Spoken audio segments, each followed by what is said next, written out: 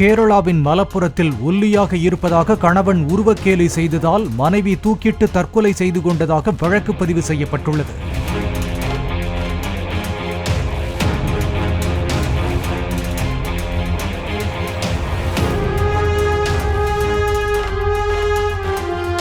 இரண்டாயிரத்து 23ஆம் ஆண்டு திருமணம் நடந்தது முதலே விஷ்ணுஜாவை ஒல்லியாக இருப்பதாகவும் அழகில்லை என்றும் கேலி செய்து வந்த பிரவீன் வரதட்சணை கேட்டும் மனைவியை வேலைக்கு போகச் சொல்லியும் தொல்லை செய்து வந்ததாக கூறப்படுகிறது.